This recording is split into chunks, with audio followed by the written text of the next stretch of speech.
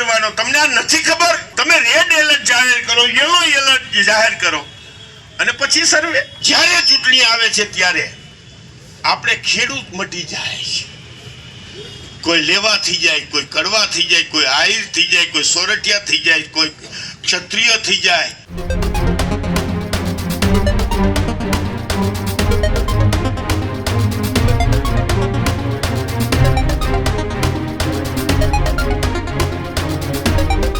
રાજ્યમાં પડેલા કમોસમી વરસાદના કારણે ખેડૂતોને ખૂબ મોટા પાયે નુકસાન થયું છે, તો બીજી તરફ કોંગ્રેસ આક્રોશ યાત્રા જે છે તે કાઢી રહી છે. સાથે જ કોંગ્રેસ નેતાના નિવેદનો પણ સામે આવી રહ્યા છે. ત્યારબાદ કમોસમી વરસાદ બાદ ખેડૂતોને સહાય માટે કોંગ્રેસ આક્રમક રીતે મેદાને જોવા મળી રહી છે.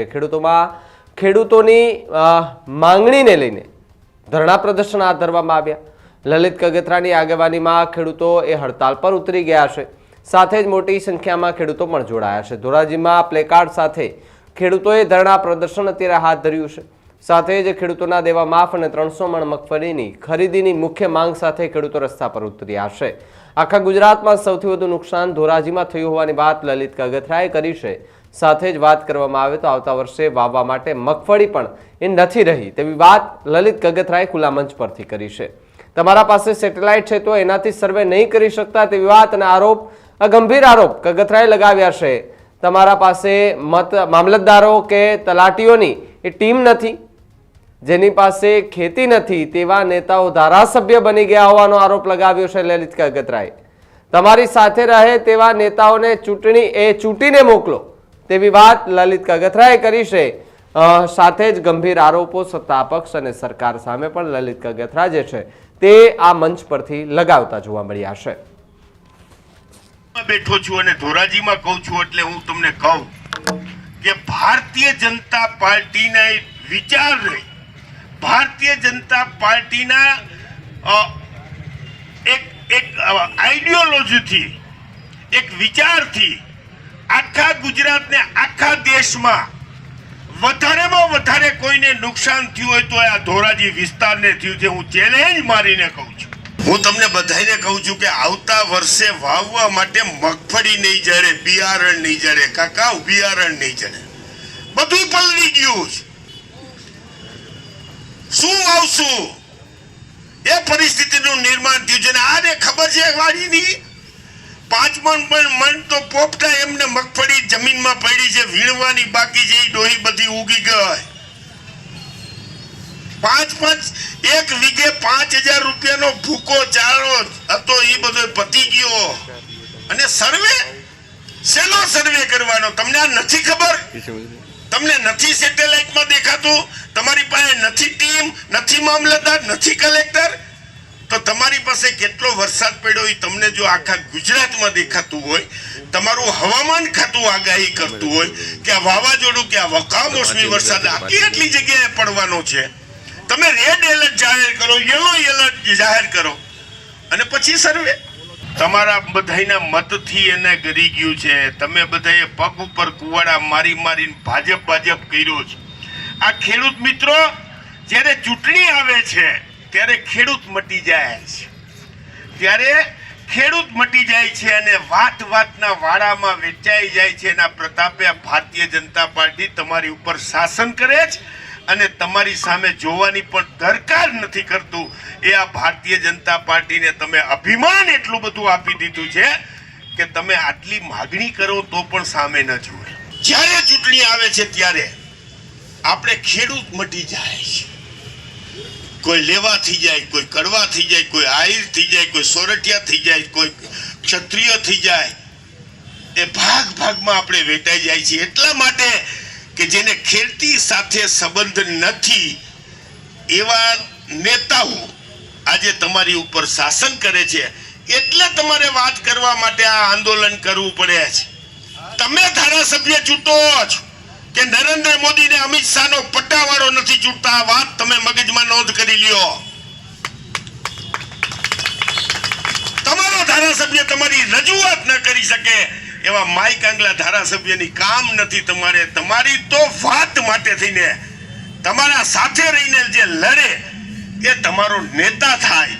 એ વિચારસરણી સાથે તમે આજે લડો તો આ પરિસ્થિતિનું નિર્માણ એક પ્રોપગેન્ડા કરીને કે તેલ મગફળીનું તેલ ખાવાથી હાર્ટ એટેક આવે છે ને આખી દુનિયામાં પ્રચાર કર્યો ને તમારી મગફળીની ડિમાન્ડ ઘટાડી, એ એક વિચારસરણી હતી.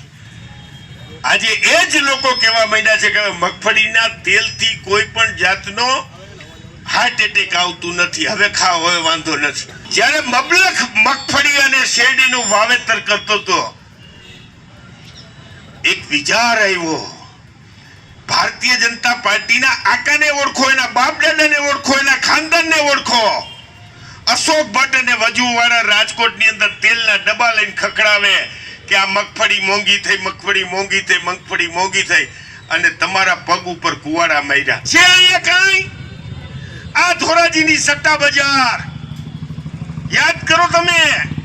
આ ધોરાજીમાં 15-15, 20-20 ખાંડસરીઓ હતી, અને હાલતા ચાલતા જ્યાં જાવ ત્યાં તમને ઓઇલ મિલ ને સોલર પ્લાન્ટ તો તમને જે રસ્તે જાવ એ રસ્તે હતા. શું થયું કે આજે ધોરાજીમાં આ રણ જેવું થઈ ગયું, એક પણ ઉદ્યોગ નહીં, ને ખાલી પ્લાસ્ટિકના ઓલા કચરા વીણીને લોકો કામ કરે છે. આ પરિસ્થિતિ તમારી શેની આવી? આખા ગુજરાતમાં હું એમ કહું છું તમને, હું મોરબી વિસ્તાર ને કચ્છ વિસ્તારથી આવું છું, સસ્તામાં સસ્તી જમીન ધોરાજીમાં જ.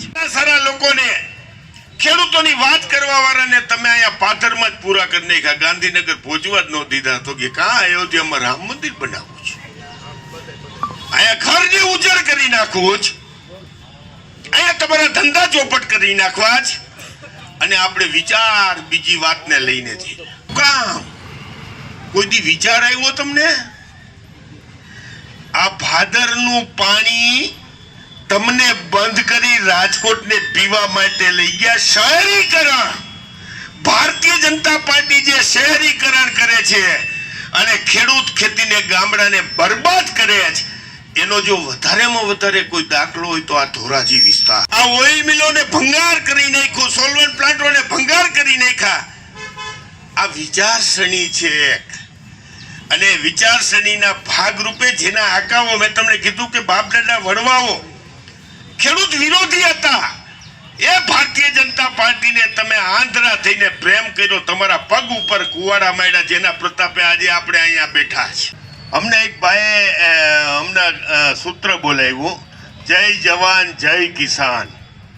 એમને ખબર નથી ભાઈ કે આ તો કોંગ્રેસના વખતમાં સૂત્ર હતું. આ ભાજપનું શાસન છે, ભૂલી જાવમાં તમે. અહીંયા મરે જવાન મરે કિસાન, એ આ ભારતીય જનતા પાર્ટી છે, જ્યાં ખેડૂતો મરે અને રાવણને કાંઈ ફેર ન પડે.